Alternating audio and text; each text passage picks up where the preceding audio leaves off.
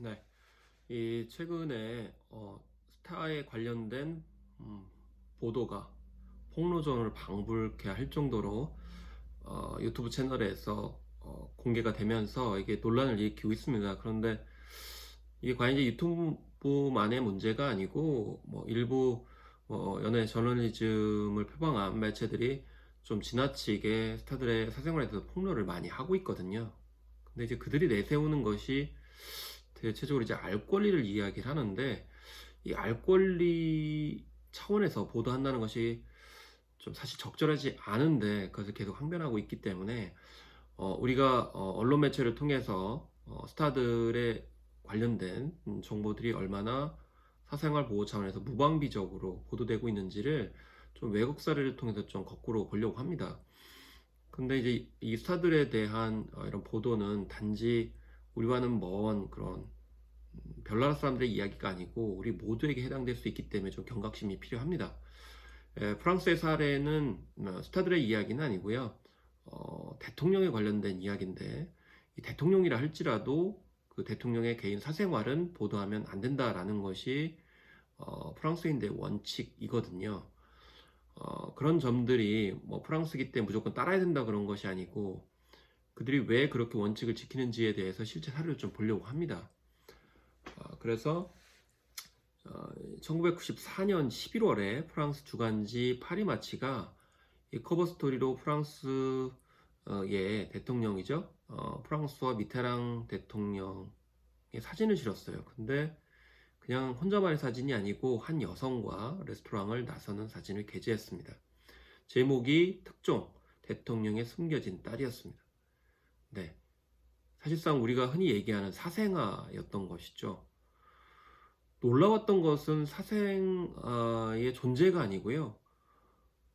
그 사실을 다른 언론들이 보도를 하지 않았다라는 겁니다. 그 매체만 보도를 했죠. 하루 뒤에 프랑스의 최고 권위지인 르몽드 일면에 관련 기사가 나오긴 나왔습니다. 그런데 사설이었어요. 제목도 이런 겁니다.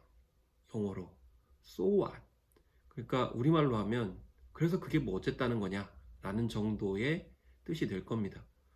결국 사생활을 둔 대통령을 비판한 게 아니고 그런 대통령의 사생활을 비판한 이 파리 마치라고 하는 그런 잡지를 비판한 것이죠. 언론 미디어를 이제 비판한 겁니다.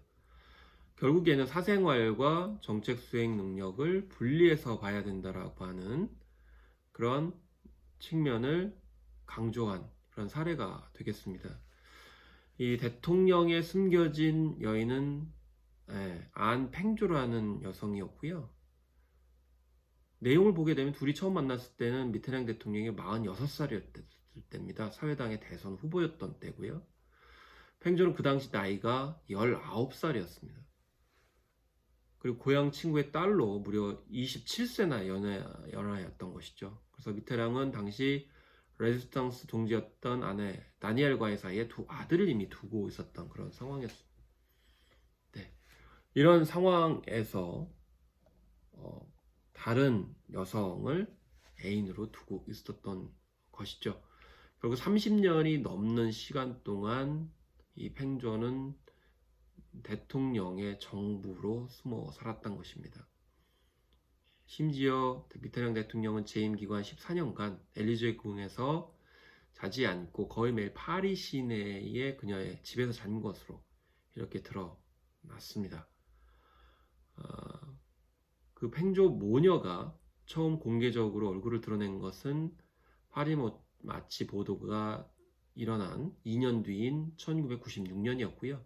퇴임 1년 만에 전립선암으로 타계한 미테랑 대통령의 장례식에서 드러났습니다. 두 모녀는 우리식으로 말하면 원래 부인인 다니엘 미테랑과 함께 장례식장에 상복을 입고 이렇게 나란히 서게 됐던 것이죠. 그 전까지만 해도 두 사람은 드러나지 않았던 것입니다. 거기에 대해서 전혀 보도를 하지 않았고요. 사실 미테랑이 58세에 낳은 딸이 바로 앞서서 말씀드린 커버스토리를 장식했던 마자리 팽조 씨였어요. 철학과 교수가 됐고요. 또 한국과도 인연이 있었습니다. 설해마을에 와서 2006년에 영화살해 냉장고 유사 사건을 소재로 한 소설 인형의 무덤을 2009년에 또 출간하기도 이제 했었던 그런 일을 가지고 있습니다. 그래서 프랑스에서는 이렇게 개인의 사생활과 국정 업무 수행에 대해서 분리해서 적용을 하고 있는 것이고요. 사실 공인이라 하더라도 국정 정책이라든지 국민 민생에 관련된 사안에서만 알 권리를 보장하는 것이지 이렇게 개인의 사생활을 보도하는 것은 타당하지 않다라고 일정 정도 이야기를 하고 있는 것이죠. 다른 사례가 있는데요. 또 프랑스 법원 같은 경우 프랑스와 올랑드 프랑스 대통령과 배우의 연애설을 보도한 기사에 대해서도 사생활 침해라는 결론을 내린 적이 있습니다. 그래서 실제로 이제 그 사례를 좀 더 보면 낭테르 지방법원은 연애 주간지 클로저가 사생활을 침해했다면서 여배우 줄리가에게 15,000유로, 우리 돈으로 2,200만 원을 손해배상하라고 이렇게 판결을 냈습니다. 그리고 낭테르 법원은 또 판결문을 잡지 표지에 실으라고 명령까지 했습니다. 클로저는 그 해에 올랑드 대통령과 가해가 엘리제 궁 근처 아파트에 각각 들어가는 사진을 게재를 했던 것이죠. 그래서 두 사람이 아파트에 들어가는 사진을 게재를 했는데 가해는 이 사진과 관련해서 사생활을 침해당했다면서 클로즈에 5만 유로의 손해배상을 청구했던 것입니다. 클로저는 이 보도가 대통령의 안전 문제를 제기하는 데 공익을 목적으로 한 것이라 이 사생활 침해가 아니라고 이렇게 주장을 했지만 법원 측에서는 받아들이지 않고 사생활 침해라고 받아들여게 된 것이죠. 법적으로도 사생활 보호가 이제 유지되고 있습니다. 프랑스 법에 따르면 사생활을 침해하는 보도에 대해서 최대 징역 1년에 45,000유로, 우리나라 돈으로 한 6,500만 원의 벌금이 부과되도록 하고 있거든요. 그래서 물론 프랑스가 유럽에서도 사생활보호법 위반에 대해서 처벌이 굉장히 강력하기로 유명한 국가이긴 합니다. 그래서 심지어 부모가 자기결정권을 가진 자녀의 이 어린 시절 사진을 동의 없이 인터넷에 업로드한다 하더라도 44,500유로의 벌금과 징역에 처해질 수가 이제 있거든요.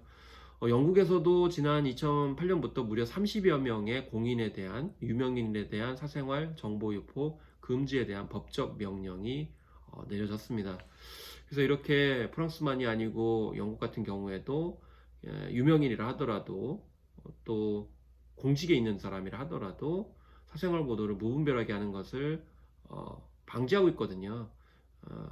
공직적인 어떤 차원에서의 정책 문제를 보도하는 것은 타당하지만 개인의 내밀한 사생활은 분리된다는 것입니다.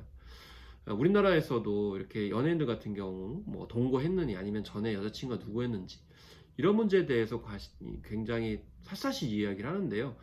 그것은 공적인 업무와는 전혀 상관이 없는 것이고 또 국민에 대한 혈세와 관련된 업무도 아니기 때문에 뭐 이병헌이라든지 김건모, 또 김건모의 배우자로 이렇게 부각이 된 장지연 씨라든지 이런 사람들은 형법적인 어떤 범죄 사실이 아니고서는 개인의 사랑에 관련된 부분에서는 좀 자제를 할 필요성이 있습니다. 또 남녀 관계를 하더라도 어떤 폭행이라든지 협박이라든지 이런 형법적인 범죄가 아니고서는 무분별하게 보도를 하는 것은 바람직하지 않다고 생각이 들고요. 우리가 프랑스 국가는 아니지만 앞으로 좀 사생활 보호법이 단지 어떤 유명인이라든지 스타에만 해당되는 것이 아니고 일반인에게 해당이 될 수 있기 때문에 좀 더 법원칙들이 확립돼야 된다고 생각합니다. 특히 SNS를 표방한 그런 소셜 네트워크 서비스 그리고 또 유튜브를 포함한 동영상 플랫폼들이 많이 활성화되고 있기 때문에 이제 앞으로는 점점